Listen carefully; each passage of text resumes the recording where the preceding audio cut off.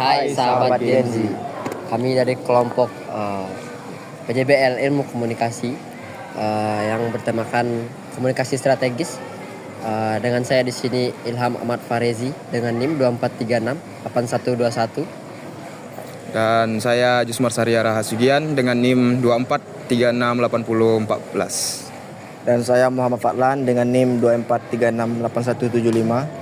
Dan teman-teman saya lainnya yaitu Nabil Muhammad Akila dan Rahman Muhammad Ersyad.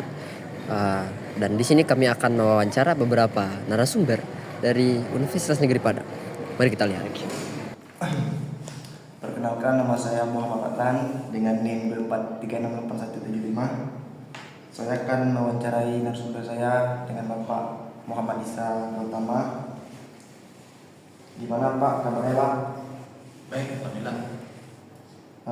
Saya mau merencanakan satu proyek Pak tentang pengaruh konten kreatif di partisipasi politik Pak. Saya mau nanya Pak, bagaimana kreativitas dan inovasi dalam konten kampanye yang dapat meningkatkan keterlibatan anak muda Pak?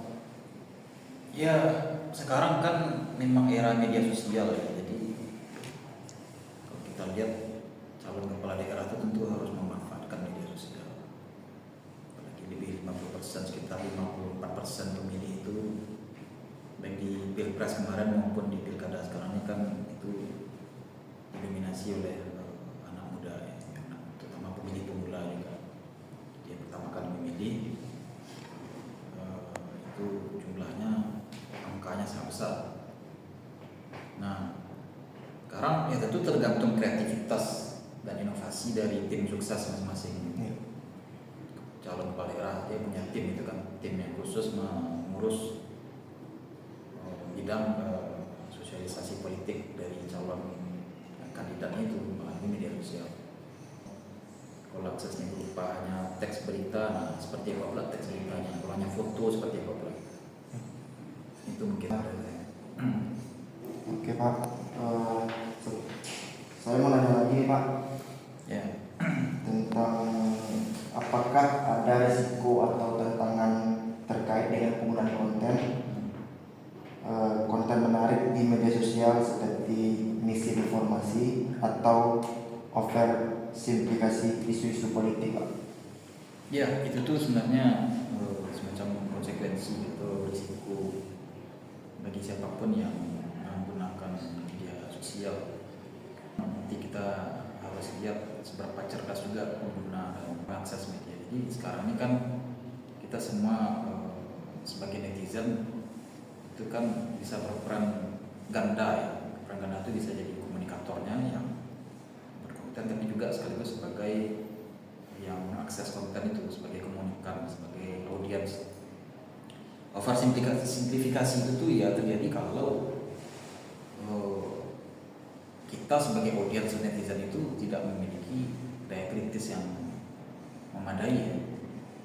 Karena sebenarnya kan setiap dalam proses komunikasi atau kita dengan penyampaian ini dan pesan melalui komunikasi massa itu kan ada yang disebut dengan proses encoding dan decoding. Jadi ketika dia menerima pesan itu tidak boleh langsung mentah-mentah dia. Sama-sama, terima kasih. Ya Pak, semoga sehat selalu Pak. Ya.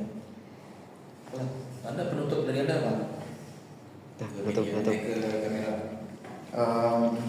Posting.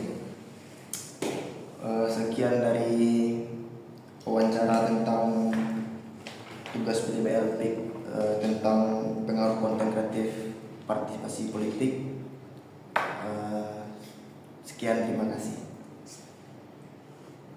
Kenalkan, nama saya Jusmar Saria Rahasugian dengan NIM 24368014. Di sini saya akan mewawancarai salah satu narasumber dengan Bang siapa Bang? Saya Zaki dengan Prodi Ilmu Komunikasi angkatan 23. Ya. Bang, di sini saya mau nanya nih kan tentang seberapa besar kepercayaan Abang terhadap informasi politik yang disebarkan melalui media sosial dibandingkan dengan sumber berita tradisional kayak koran gitu dari TV. Okay. Kalau menurut saya pribadi mungkin kalau untuk dibagi dengan persentasenya mungkin kisaran media sosial mungkin sekitaran 35 dan tradisional sekitaran 65% kepercayaan saya. Untuk ini pertanyaan kedua Bang dan terakhir, apa faktor yang membuat Abang percaya atau tidak percaya pada informasi politik di media sosial ini Bang? Nah, menurut saya pribadi, kalau informasi di media sosial ini bisa dibagi menjadi 3 jenis penyalahgunaannya, seperti disinformasi, misinformasi, dan malinformasi, yang dimana ketiga-tiga ini sama-sama berita yang salah gitu. Nah, saya takutnya di media sosial ini sangat rentan dengan hal itu, dan saya lebih memilih percaya dengan media tradisional yang dimana di situ lebih terpercaya karena disiarkan telah melalui klarifikasi sumber-sumber yang juga telah dipercaya. Makanya saya lebih mempercayai media tradisional daripada sosial media. Oke. Itu saja pertanyaan dari saya Bang. Terima kasih. Bro, jadi kita kembali lagi di mana ini? Kita sudah kembali lagi ke fakultas tercinta kita ya. Ya. Itu tuh. Wah, keren. Halo semuanya. Assalamualaikum warahmatullahi wabarakatuh. Perkenalkan, nama saya Ilham Farezi dari Ilmu Komunikasi dengan NIM 2436821. Saya akan mewawancari seorang teman saya di sini tentang pengaruh konten kreatif di media sosial terhadap partisipasi politik dan sebagai pemilih pemula. Nah, jadi dengan teman saya di sini, persilakan. Baik, semuanya, perkenalkan, nama saya Gifari Azanta. Saya adalah mahasiswa Ilmu Komunikasi UNP tahun 2024. Mas Gip, platform media sosial mana yang paling sering Anda gunakan untuk mendapat informasi politik? Nah, untuk platform tentu saja itu adalah Instagram dan juga TikTok, karena banyak konten-konten menarik yang disampaikan oleh dari para calon kepala daerah, baik itu visi misinya melalui platform tersebut. Oke. Apa sih dampak konten kreatif seperti meme, video pendek, atau video-video menarik lainnya mempengaruhi pemahaman Gifari tentang isu politik? Nah, untuk meme dan video pendek ini kan tentu saja dia itu berisi tentang inti-inti dari kampanye para calon tersebut, sehingga itu dapat menjadi hal yang menarik buat saya, sehingga saya dapat termotivasi untuk ikut serta dalam pemilihan tersebut dan memilih si calon tersebut. Baik, itu saja wawancara kali ini. Terima kasih kepada Bung Gifari. Terima kasih banyak. Terima kasih. Jadi di sini kita mempunyai pisang. Pisang. Ya.